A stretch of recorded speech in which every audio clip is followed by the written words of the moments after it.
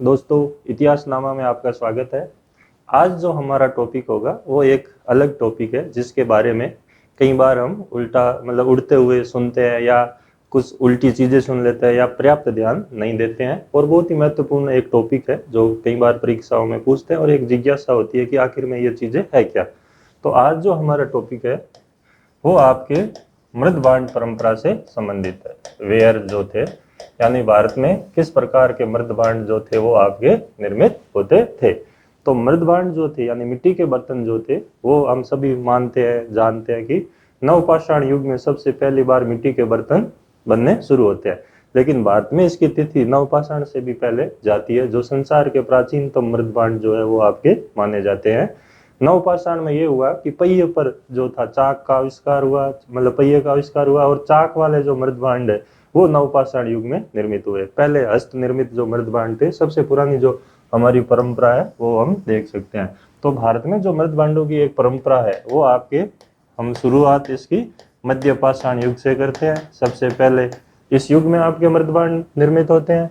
फिर आपके नवपाषाण युग आता है, और नवपाषाण में जो प्राक सैंधव संस्कृतियां है जहाँ के हमें विशिष्ट मृदबांड दिखाई देते हैं।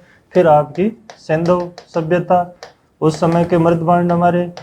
फिर आपके आते हैं ताम्रपाषाण संस्कृतियां, और उनके जो मृदबांड है वो आपके। फिर आपके महापाषाण संस्कृतियां जो दक्षिण भारत की थी, इनके बराबर चल रही होती है।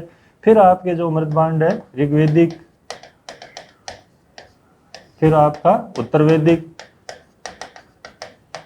फिर आपके महाजनपदों के समय जो मृदबांडों की परंपरा होती है एनबीपीडब्ल्यू की, और फिर मौर्योत्तर काल जिसमें रोमन प्रभाव जो है वो आपके दिखाई देता है। तो इस तरह से हम इन मृदबांड परंपरा को लगभग 8 भागों में बांट सकते हैं आपके। तो भारत में ये एक तरह से 8 वैदिक काल को अगर हम अलग करते हैं तो इस तरह से हम इनको देख सकते हैं। तो ताम्रपाषाण, महापाषाण, ऋग्वेदिक, उत्तर वैदिक, महाजनपद और मौर्योत्तर काल। तो भारतीय जो मृदबांड परंपरा वो 8 प्रकार की है, और एक विदेशी है। तो टोटल जो है हमारी मृदबांड परंपरा जो 9 प्रकार की हो जाती है। तो इस तरह से हम देखते हैं कि किस तरह से ये चीजें रही। अब जो सबसे पहला जो हम बात करें मध्य पाषाण युग। मध्य पाषाण में आप लोगों को ध्यान होगा, आप लोगों ने कईयों ने पढ़ा है, उत्तर प्रदेश में एक जगह है जिसका नाम है आपके चौपानी मांडो। तो आज इस टॉपिक में अपने मृदबांड सारे ही पूरे हो जाएंगे। चौपानी मांडो जो है वो उत्तर प्रदेश में स्थित है, और यहाँ पे लगभग आपके मध्य पाषाण युग, जिसको हम 12,000 ईसा पूर्व से शुरुआत मानते हैं, कहीं पर ये 4,000 ईसा पूर्व में खत्म होता है, नवपाषाण शुरू होता है, कहीं पे 6,000 ईसा पूर्व में मेहरगढ़ वगैरह में शुरू हो जाता है, कहीं पर बाद तक ये 1,000 ईसा पूर्व तक तिथि चलती है। तो मध्य पाषाण युग जो है, माइक्रोलिथ जो है आपके, उस युग में लगभग 9,000 ईसा पूर्व पुराने मृदबांड जो है, हाथ से निर्मित जो मृदबांड है वो यहाँ मिलते हैं। कहते हैं कि ये संसार के प्रमाणित रूप से भी कहा जाता है कि ये संसार के सबसे प्राचीनतम जो मृदबांड है वो आपके चौपानी मांडो में निर्मित हुए। और ये जो मृदबांड है चौपानी मांडो के, मुख्यतः लाल व धूसर रंग के मृदबांड है जो हाथ से निर्मित है। टूटी फूटी, अब तो लगभग बिखरी हुई अवस्था में इनके अवशेष ऐसे मिले जो स्पष्ट रूप से हम इनको नहीं समझ पाते हैं। लेकिन सबसे पहले जो आपके मृदबांड की जो परंपरा है वो यहाँ पे मिलती है। जब इंसान शिकार करता था, कंदमूल फल आता था, तो कुछ चीजें यहाँ शुरुआत में हो सकता है इन बर्तनों में रखी, बाद में खेती हुई तब और आपके मृदबांड कला का विस्तार हुआ, क्योंकि अनाज को रखने के लिए बर्तनों की जरूरत थी। तो पहली जो चीज है चौपानी मांडो, यानी कि मध्य पाषाण युग में ये परंपरा आपके शुरू होती है। मध्य पाषाण युग के बाद हमारा नवपाषाण आता है। आप सभी जानते हो नवपाषाण युग में चाक वाले जो मृदबांड है वो बनने शुरू हुए। और नवपाषाण में भी भारत में जो सिंधु से पहले की संस्कृतियां थी, 2600 ईसा पूर्व से पहले की, जिनको हम बोलते हैं प्राक सैंधव, और इस समय कई ऐसी संस्कृतियां थी जो आपके मृदबांडों के लिए ही जानी जाती है, विशेषकर बलूची संस्कृतियां, जिसमें हम पढ़ते हैं कुल्ली, नाल, जोब, आमरी, कोट दीजी और कालीबंगा। तो नवपाषाण में युग में जिनको प्राक सैंधव संस्कृतियों से जोड़ा गया है, इस समय आपके ये मुख्यतः जो संस्कृतियाँ थी वो आपके ये थी कुल्ली, और ये बलूचिस्तान वाला भाग है जहाँ पे क्वेटा भी स्थित है। और यहाँ पे जो मुख्यतः आपके मृदभांड थे वो पांडुए रंग के मृदभांड थे, यानी कि मुख्यतः जो मृदभांड बने वो आपके पांडुए रंग के मृदभांड थे। कुल्ली, नाल, जोब, इनमें जो मृदभांड थे क्वेटा में वो पांडुए रंग के मृदभांड मिलते हैं। आमरी और जोब में कुछ अलग मृदभांड भी मिले हैं जिनको लाल व काले रंग के मृदभांड कहते हैं, यानी कि यहाँ पे एक मृदभांड परंपरा थोड़ी और अलग भी थी। जोब और आमरी में पांडु रंग के था ही है, साथ में लाल व काले रंग के मृदभांड भी मिलते हैं। कुल्ली, क्वेटा और नाल में जो मुख्यतः मृदभांड है वो आपके पांडुए रंग के मृदभांड जो है वो मिलते हैं। कोटडीजी में भी आपके काले व लाल रंग के मृदभांड मिलते हैं, और हमारे कालीबंगा में लाल व गुलाबी रंग के जो मृदभांड है वो मिलते हैं। तो प्राक सैंधव संस्कृतियों में जो मुख्यतः मृदभांड थे वो पांडु रंग के थे, ये चीज हमें ध्यान रखनी, यानी कि मुख्य जो मृदभांडों का रंग था वो पांडुए रंग के मृदभांड थे। कहीं कहीं पर दूधिया रंग की, सफेद रंग की पट्टी भी मिलती है आपके, विशेषकर नाल जो मृदभांड है उसमें पांडुआ रंग प्लस दूधिया रंग मिलता है, और झोब और आमरी में लाल व काले रंग के मृदभांड मिलते हैं। कोटडीजी में आपके लाल व काले रंग के मृदभांड, और कालीबंगा में लाल व गुलाबी रंग के मृदभांड जो है वो दिखाई देते हैं। तो ये आपके नवपाषाण व प्राक सैंधव कालीन जो मृदभांड है उनके बारे में हमने पढ़ा। फिर आपके सैंधव संस्कृति आती है, और सैंधव सभ्यता के जो मृदभांड है वो आपके अलग प्रकार के थोड़े। सैंधव सभ्यता में हमारे मृदभांडों की एक विकसित परंपरा, ये जो क्षेत्रीय परंपराएं थी उनका एकीकरण हुआ, और पूरी सिंधु घाटी में लगभग विकसित परिपक्व काल में जो 2600 से लेके और 1900 तक का है उसमें आपके एक जैसे ही एक ही रंग के मृदभांड दिखाई देते हैं। कई बार उनको लाल व काले रंग के मृदभांड कहा जाता है, लेकिन वो वास्तव में बी एंड आर मृदभांड नहीं होके लाल व गुलाबी रंग के जो है वो मृदभांड आपके सैंधव सभ्यता के माने जाते हैं, जो कालीबंगा वाले हैं उसी तरह के। तो लाल व गुलाबी रंग के जो मृदभांड है वो आपके मुख्यतः इस युग के है, और इनके ऊपर कहीं कहीं पर काले रंग की चित्रकारी भी मिलती है। तो सैंधव जो मृदभांड है वो लाल व गुलाबी रंग के हैं, और ये आपके कहीं पर चमकीले भी मृदभांड मिलते हैं। जब सिंधु घाटी सभ्यता का पतन हुआ और बाद में जो परवर्ती काल आता है जिसको हम उत्तर हड़प्पा काल कहते हैं, और उस युग में उत्तर हड़प्पा काल का जो एक स्थल है आपके मुख्यतः जिसका नाम है रंगपुर, और यहाँ पर फिर चमकीले मृदभांड भी मिलते हैं आपके। तो रंगपुर के जो मृदभांड है वो आपके कैसे मृदभांड कहलाते हैं? चमकीले मृदभांड कहलाते हैं। यानी सिंधु सभ्यता के मुख्यतः मृदभांड लाल व गुलाबी रंग के हैं, और रंगपुर के जो मृदभांड है वो आपके चमकीले मृदभांड कहलाते हैं।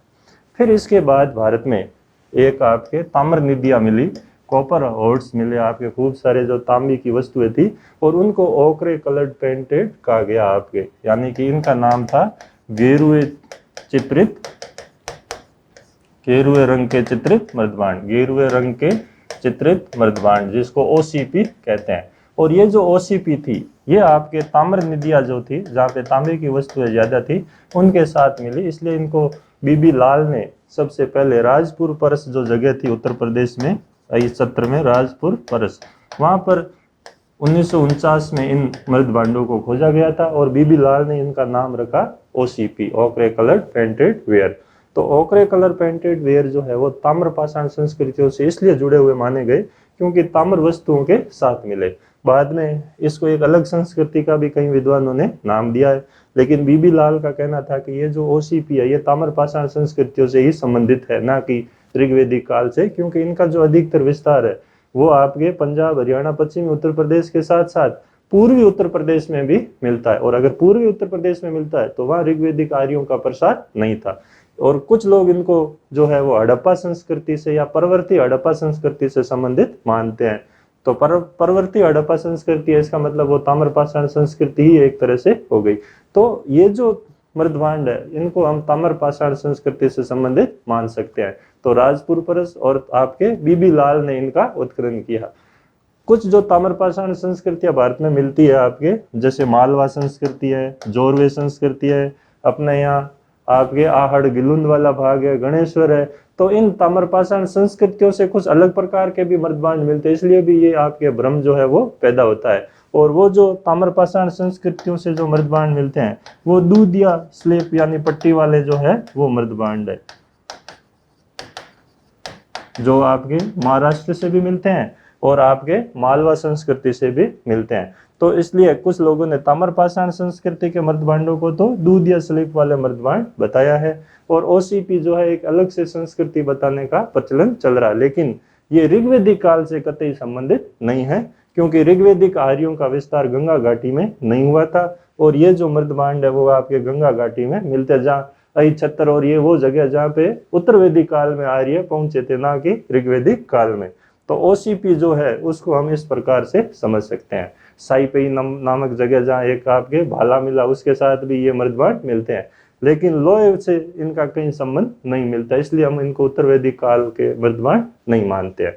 फिर आपके इसके बाद जो मृदभांड आते हैं हमारे अगले, उन मृदभांडों को B&R मृदभांड कहा जाता है। वह ये आपके काले व लाल मृदभांड है। B&R यानी ब्लैक एंड रेड वेयर, लाल रंग का मिट्टी को तपाने से लाल रंग की हो जाती थी और काले रंग की पट्टियां मिलती है। इनके बारे में कुछ लोग ये कहते हैं, सिंह वगैरह, कि ये किसी पर्टिकुलर संस्कृति से संबंधित नहीं है। तो हम यहाँ पे देखें तो महापाषाण जो संस्कृति है दक्षिण भारत की, उनमें जो भी आपके मृदभांड वगैरह उन शवों के साथ दफनाए गए हैं, तो वहां पे ये आपके मृदभांड मिलते हैं। तो एक तो दक्षिण भारत की जो मेगालिथ संस्कृतियां थी, जिनको हम महापाषाण संस्कृतियां कहते हैं, तो वो B&R जो मृदभांड है इनसे संबंधित है। फिर आपके ऋग्वेद काल में भी कुछ ऐसे मृदभांड मिलते हैं हमें, जिनको हम काले व लाल रंग के मृदभांड कह सकते हैं, लेकिन जो पुरातत्ववेत्ता है वो अभी तक इनके बारे में भी एक मत नहीं है, और इनको किसी पर्टिकुलर संस्कृति से संबंधित कुछ लोग नहीं मानते हैं। लेकिन अगर देखा जाए तो महापाषाण और ऋग्वेदिक काल में ये मृदभांड जो है वो आपके मिलते हैं। ये सिंधु वाले जो काले लाल रंग के मृदभांड है उनसे अलग है, क्योंकि सिंधु वाले जो मृदभांड थे वो थोड़े लाल व गुलाबी रंग के मृदभांड थे, और ये जो है पर्टिकुलर काले व लाल रंग के मृदभांड है। इनके बाद जो है आपकी जो संस्कृति आती है, जिसको हम बोलते हैं NBPW, northern black painted ware, यानी उत्तरी काले चमकदार मृदभांड। ये जो मृदभांड है, जब तक्षशिला का उत्खनन हो रहा था, तो सबसे पहले ये मृदभांड जो है वो आपके कहां से प्राप्त होते हैं? तक्षशिला में, और लगभग 1934 में इन मृदभांडों को खोजा गया। मार्टिन व्हीलर ने, जो आपके पुरातत्ववेत्ता थे मार्टिन व्हीलर और कृष्णदेव राय, इन्होंने इनका नाम NBPW रखा। तो इन्होंने इनको एक नया नाम दिया NBPW, मार्टिन व्हीलर और कृष्णदेव राय ने। तो ये जो NBPW है ये आपके 6ठी सदी ईसा पूर्व के है, जब महाजनपदों की बारे में जानकारी मिलती है। अब हमें यहाँ ये ध्यान रखना है कि मैंने बताया कि ऋग्वेदिक काल में B&R है, और 6ठी सदी ईसा पूर्व में जो है वो NBPW। तो इन दोनों के बीच में क्या मृदभांड थे? तो उन मृदभांडों का नाम दिया गया PGW, पेंटेड ग्रे वेयर, यानी कि चित्रित धूसर मृदभांड। और यहाँ पे ये ध्यान रखना है, क्योंकि लोहे की जो शुरुआत है वो यहाँ से होती है, और इनमें लोहे के भरपूर भंडार मिलते हैं। तो ये जो चित्रित धूसर मृदभांड है ये आपके उत्तर वैदिक काल से संबंधित है, यानी कि यहाँ पे आपके हो गया 1000 से 600 ईसा पूर्व, और ये हो गए 6ठी सदी ईसा पूर्व, यानी 600 ईसा पूर्व, मौर्य काल और मौर्योत्तर काल तक चलते हैं। तो ये जो PGW है, ये जो मुख्यतः मृदभांड है आपके, ये अहिछत्र जो जगह है आपके यहाँ पर भी मिलते हैं, पूरे उत्तर प्रदेश में गंगा घाटी में मिलते हैं, इसलिए इनको PGW जो मृदभांड है उनको आपके माना गया कि ये मुख्यतः उत्तर वैदिक काल से संबंधित है, क्योंकि इसमें कई जगह पे लोहे के आरंभिक प्रमाण मिलते हैं। अपने नोह में भी ये मिलते हैं, अतरंजी, खेड़ा, अहिछत्रपुर, हस्तिनापुर, इन सब जगह पे चित्रित धूसर मृदभांडों के प्रमाण मिलते हैं, और कहीं पर आरंभिक लोहे के प्रमाण मिलते हैं। जो उत्तर भारत में लोहा जो था, लगभग माना जाता है कि 800 ईसा पूर्व में उसका प्रचलन शुरू हो गया था, और पहले हथियार वगैरह बनाने में इसका प्रयोग हुआ था, बाद में कृषि कार्य में लोहे का प्रयोग हुआ, वो NBPW की परंपरा के दौरान हुआ। जो हमारा चित्रित धूसर मृदभांड यानी कि PGW है, वो आपके मुख्यतः जो PGW जो है वो ऋग्वेदिक काल के बाद यानी उत्तर वैदिक काल से संबंधित है। इस पे काले रंग का भी चित्रण मिलता है और लोहे के प्रमाण भी मिलते हैं।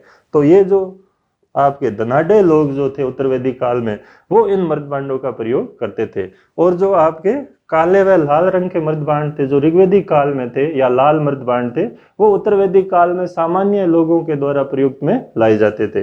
फिर इस चित्रित धूसर मृदभांड परंपरा जो कि उत्तर वैदिक काल की है, उसके बाद NBPW आते हैं, और इसमें जो है आपके 1934 में मार्टिन व्हीलर और कृष्णदेव राय ने इनका नाम दिया। तक्षशिला की जब खुदाई हो रही थी तो ये मृदबांड प्राप्त हुए थे। मार्शल ने भी इनको एक तरह से काले कच्चे कच्चित मृदबांड का नाम दिया कि ये काले कांचले रंग के मृदबांड, इसलिए काले कांचित मृदबांड जो है वो मार्शल ने NBPW को नाम दिया है। 6ठी सदी ईसा पूर्व में जब नए धर्म आए, माज जनपद बने, तो जो नए नगर है वहां पे ये मिलते हैं, इसलिए इनको द्वितीय नगरीकरण से संबंधित माना जाता है आपके। और आहत मुद्राएं भी मिलती है, इसलिए ये सिक्कों से भी संबंधित है। जो भारत की प्राचीनतम मुद्रा जिसको हम बोलते हैं पंचमाकड़िया आहत मुद्रा, तो वो इस युग की संबंधित है। कहीं पर इनके साथ छल्लेदार कुएं मिलते हैं जो बाद में मौर्य काल तक भी मिलते हैं आपके शिशुपालगढ़ और चंद्रकेतुगढ़ में। तो छल्लेदार कुओं का प्रचलन जो है वो इस युग में हुआ, तो वो भी NPPW से संबंधित हम मान सकते हैं। तो यहाँ पे हमने ये देखा परंपरा कि चौपानी मांडो से शुरू हुआ, फिर आपके प्राक सिंधु संस्कृतियों के पांडु रंग के मृदबांड, फिर सिंधु के गुलाबी लाल मृदबांड, फिर आपके आते हैं काले व लाल मृदबांड, फिर उसके बाद OCP आते हैं गेरुए मृदबांड, फिर आपके स्लेटी जो ताम्रपाषाण संस्कृतियों के मृदबांड। इनको हम बीच वालों को एक सीक्वेंस में नहीं रख सकते क्योंकि ये समकालीन मिलते हैं। OCP ताम्रपाषाण संस्कृतियों के मृदबांड और आपके ऋग्वेदिक काल के या महापाषाण के B&R, ये पर्टिकुलर एक हम समय में यूं क्रम में इनको तय नहीं कर सकते। तो आपको ये देखना है कि हमारा जो प्राक सैंधव था, फिर सैंधव से लेके उत्तर वैदिक काल में जो मुख्य मृदबांड थे वो थे आपके काले व लाल B&R मृदबांड, OCP मृदबांड, और हमने दूध या स्लेटी रंग के जो मृदबांड पढ़े ताम्रपाषाण संस्कृतियों में वो थे। फिर आपके 1000 ईसा पूर्व में PGW या चित्रित दूसरे मृदबांड की परंपरा शुरू होती है। 1000 से 600 तक ये चलते हैं, और 600 ईसा पूर्व से जो है वो आपके NBPW चलते हैं। और इनका सबसे ज्यादा भारत में फैले हुए जो मृदबांड है वो NBPW है। पाकिस्तान से लेके दक्षिण तक, पूर्व से लेके पश्चिम तक पूरे भाग में ये आपके मिलते हैं। और इनकी विशेषता है कि छल्लेदार कुएं, द्वितीय नगरीकरण और मुद्राएं भारत की पहली, वो सारी इन मृदबांडों से जुड़ी हुई है। लोहे का पहली बार जो प्रचलन है वो आपके PGW जो है उन मृदबांडों के साथ मिलता है। लास्ट में जो रोमन प्रभाव हुआ तो उसके साथ हमारे यहाँ लाल रंग के कुछ मृदबांड आए, और इन मृदबांडों को हम एक तरह से 3 भागों में बांध सकते हैं। एक तो था आपके अरेटाइन यानी जो मृदबांड थे वो लाल रंग के थे, फिर आपके रोल्टेड, और तीसरे जो आपके है पात्र जो सुरैया थी इनको हम बोलते हैं एम्फेरो। ये चक्रांकित प्रकार के थे, चक्र आकार के, जिसके ऊपर चक्र आकार का अंकन मिलता है। हालांकि ये तीनों मृदबांड लाल रंग के थे लेकिन कुछ विशेष थे। अधिकतर जो अरेटाइन मृदबांड है वो भारत में मिलते हैं, विशेषकर जो दक्षिण भारत में जैसे अरिकमेडु, पांडिचेरी जहाँ रोमन बस्तियां मिलती है वहां पर हम ऐसे मृदबांड देख सकते हैं। दूसरे जो थे वो चक्रांकित थे, और एम्पेरो जो थे रोमन सुरैया जो थी जिनमें शराब वगैरह रखा जाता था, यानी कि ये एक तरह से मर्तबान जार जैसे थे और इनके 2 हत्थे होते थे।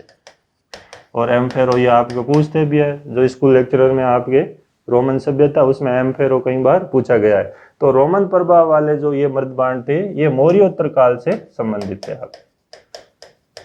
यानी 200 ईसा पूर्व से लेकर और 300 ईस्वी तक। तो उस समय के जो मृदबांड है वो आपके रोमन मृदबांड कहलाते हैं, जिनको हम 3 भागों में बांट सकते हैं, अरेटाइन, रोल्टेड और एम्फेरो। तो लास्ट में जो हमारी जो एक परंपरा है वो हम देख सकते हैं कि सबसे पहले जो था चौपानी मांडो के आपके मृदबांड जो के लाल और दूसरे मृदबांड थे। फिर आपके प्राक सैंधव संस्कृतियों के मृदबांड थे जिसमें मुख्यतः पांडुए व गुलाबी रंग का अंकन मिलता है। फिर आपके सैंधव मृदबांड जो कि आपके लाल व गुलाबी रंग के मृदबांड है मुख्यतः, जिन पे काले रंग की चित्रकारी भी मिलती है। फिर आपके आते हैं ताम्रपाषाण संस्कृतियां, और इसमें दूधिया स्लेटी मृदबांड मालवा संस्कृति से मिलते हैं आपके। फिर आपके आता है OCP, ओकरे कलर्ड पेंटेड, जो कि ताम्र निधियों के साथ मिलते हैं आपके, और ये आपके एक तरह से गेरुए मृदबांड है, राजपुर परस वगैरह वहां से जो है वो मिलते हैं। फिर OCP के बाद जो है हमारा B&R आता है, यानी काले व लाल मृदबांड, जो कि ऋग्वेदिक काल से भी संबंधित है और आपके महापाषाण युग से भी संबंधित है। फिर इसके बाद जो हमारे मृदबांड आते हैं जिनको हम PGW कहते हैं, चित्रित दूसरे मृदबांड, जो कि मुख्यतः उत्तर वैदिक काल से संबंधित है। इनको कोई एक पर्टिकुलर संस्कृति से लोग नहीं मानते हैं, लेकिन जो है वो उनके भी अभी डिस्प्यूट है इन मृदभांडों को लेकर कि ये किस पर्टिकुलर संस्कृति से संबंधित है। फिर आपके आता है NBPW जो कि 6ठी सदी ईसा पूर्व से संबंधित है आपके। और लास्ट में आपके आते हैं रोमन मृदभांड, जिनको हम अलग अलग 3 भागों में बांटा, जो कि मौर्योत्तर काल से संबंधित है। तो ये एक जो परंपरा है भारत में मृदभांड या मिट्टी के बर्तन को बनाने की, वो ये परंपरा थी। और ये एक तरह से भौतिक संस्कृति की जानकारी देते हैं, क्योंकि मृदभांडों से हम ये पता लगा सकते हैं कि कौन उच्च वर्ग के लोग किस प्रकार के मृदभांडों का प्रयोग करते थे, निम्न वर्ग के किस प्रकार का प्रयोग करते थे, सभ्यता उपयोगितावादी थी या अलंकृत प्रधान थी। ये सारी चीजें मृदभांडों से भी पता लगा सकते हैं। फिर कोई संस्कृति का विस्तार किन किन क्षेत्रों में था जहाँ मृदभांड मिले, तो उससे उस क्षेत्रीय विस्तार के बारे में भी हम जानकारी प्राप्त कर सकते हैं। तो ये एक कला थी मृदभांड निर्माण की, जो भारत में देखी जा सकती है। और जो आपके उत्तर सैंधव में जो रंगपुर में मैंने बताया था, वो आपके चमकीले मृदभांड थे। तो इस तरह से हम इस चीज को समझ सकते हैं। तो आज हमारे इतिहासनामा में जो मृदभांड है उनको मैंने समझाने का प्रयास किया। धन्यवाद।